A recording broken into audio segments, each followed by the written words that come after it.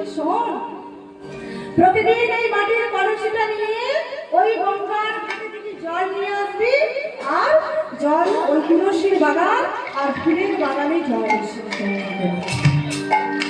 এটাই হবে তোর পরীক্ষা, এটাই হবে তোর কৃষ্ণ সেবা। এবারে প্রতিদিন দুঃখিত করে ওই মাটির কলসিটা মাথায় তুলে নিয়েছে, আর ওই জল নিয়ে আসে, আর তুলসী বাগান ফুলের বাগানে জল আর বদলে জয় জয়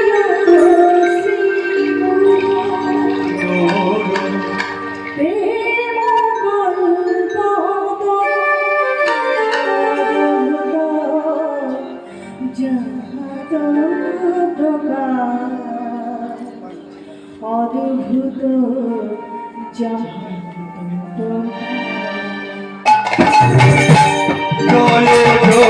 শ্রী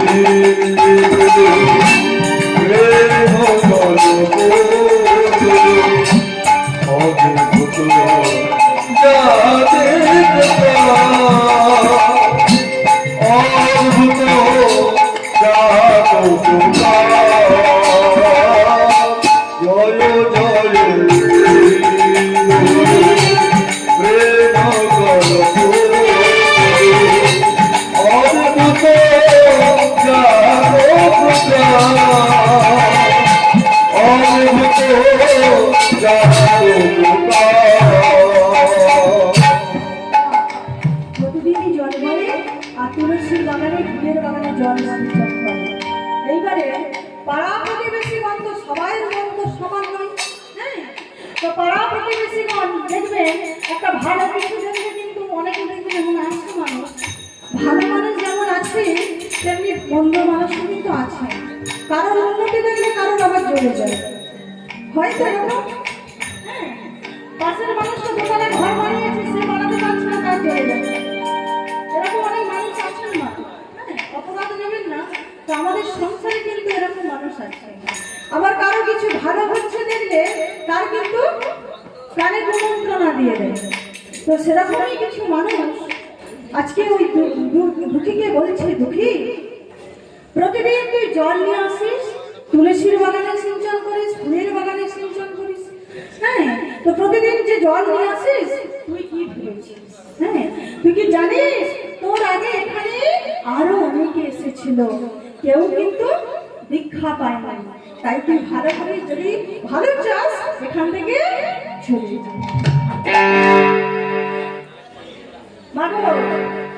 আমাদের সংসারেও এমন মানুষ আছে, হ্যাঁ, তবে দেখবে কেউ হয়তো দেখতে পাচ্ছে না, কিন্তু একজন কিন্তু দেখতে পায়, হ্যাঁ, আমরা ভুলে যাই যিনি জগৎ পিতা, যিনি আমাদের অন্তর্যামী ভগবান কৃষ্ণ, আমরা কিন্তু অন্যায় করি, অনেক সময় মনে করি কেউ দেখতে পাচ্ছে না। যিনি দেখান তিনি দেখছেন, আর তিনি কিন্তু কর্মফলটা ঠিকই আমাদেরকে দেবেন, তাই না? কর্মফল কিন্তু কাউকে ছেড়ে না। তো এই প্রসঙ্গে একটা কথা বলি, মা দেখেছেন কুরুক্ষেত্রের যুদ্ধে যখন যুদ্ধ শেষে গান্ধারীর শতপুত্র মারা গিয়েছিল, হ্যাঁ, আর পঞ্চ পাণ্ডবরা জয়লাভ করেছিল, আর সেই যখন শতপুত্র মাঠের মধ্যে কুরুক্ষেত্রের মাঠের মধ্যে পড়ে আছে, তখন গান্ধারী অঝোর নয়নে কাঁদতে কাঁদতে ছুটতে ছুটতে এসে ডাকছে, কৃষ্ণ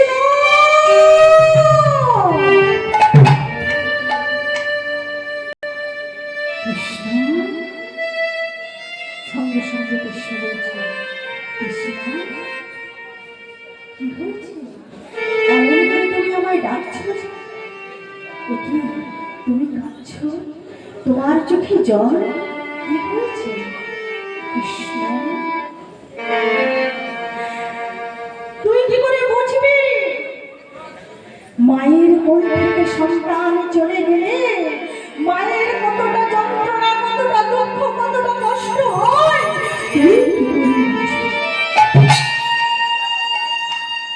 হরে কৃষ্ণ, তুই কি ভাবতিস না আমার 100টা সন্তানের মধ্যে আমার একটা সন্তানকে বাঁচিয়ে রাখতে তুই কি ভাবিস না?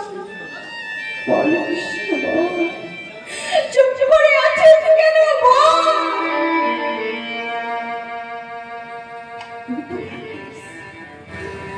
আমার একটা সন্তানের মধ্যে একটা সন্তানকে বাঁচিয়ে রাখতে বুঝেছি, বুঝেছি কৃষ্ণ, বুঝেছি। ওই বুদ্ধি তোরা কোন বিশ্বাস, তাই তুই বুদ্ধির পাঁচটি সন্তানকে সুন্দর ভাবে বাঁচিয়ে রাখবি, আর আমার 100টা সন্তানকে তুই দিলে দিলে হত্যা করলি।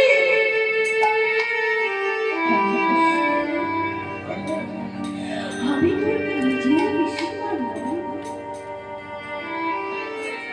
তখন কৃষ্ণ বলছে, কৃষ্ণ কাকে তুমি আপন আর কাকে পর বলেছ? এই জগতের সংসারে কেউ আমার আপন নয় আর কেউ আমার সবই গর্ব করে। তুমি হয়তো ভুলে গেছো, কিন্তু বিধাতা ভুলে রেখেছে।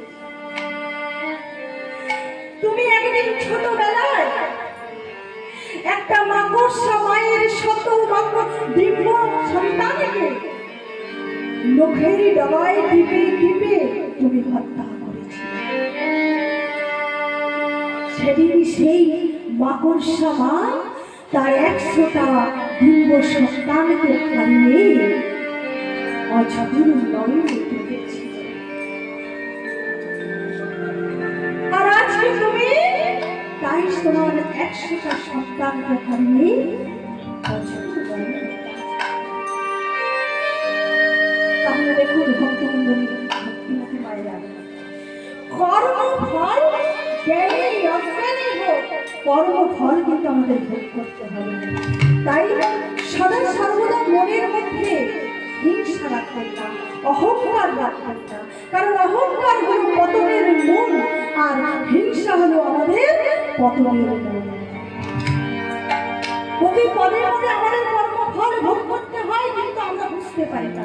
তাই মনের মধ্যে যদি কৃষ্ণ প্রেম থাকে আর মনের মধ্যে যদি ভক্তি থাকে, তাহলে দেখবেন নিজে থেকেই অজ্ঞাত ভাবেও হলেও কৃষ্ণের চরণে আপনারা মন দিতে পারবেন। তাই আজকে ওই ছোট্ট দুঃখী যখন প্রতিদিন জলে বয়ে পাড়া প্রতিবেশীরা যখন এমন কথা বলেছে, তখন ভক্ত কেমন হয় দেখুন, সে তার শিষ্যের গুরুর নামে কোনো নিন্দা সহ্য করতে পারে না। তাই যখন গুরুর নামে নিন্দা করেছে, তখন বলছি, জানো তো তোমরা আমার গুরুদেবকে চেনো না। আমার গুরুদেব যে নারকেলের মতো, যার বাইরেটা শক্ত আর ভিতরটা নরম শ্বাস আর মিঠা জলে পরিপূর্ণ। তোমরা জানো আমার গুরুদেব আমার ভিতরটাকে কি করেছে জানো? তবে শোনো, হিয়া জ্ঞানো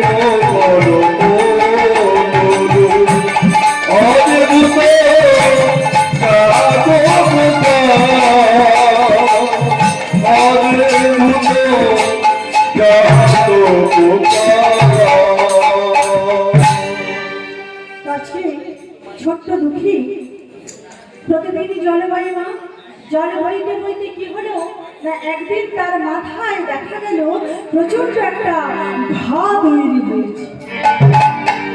এবারে ঘাটা, সেই ঘা অবস্থায় জল বয়ে আর ওই মাটির কলসির ঘষা লেগে লেগে সেই ঘাটা এমন গভীর হয়েছে যে সেখানে পুঁজ রক্ত এমনকি পোকা পর্যন্ত হয়েছে।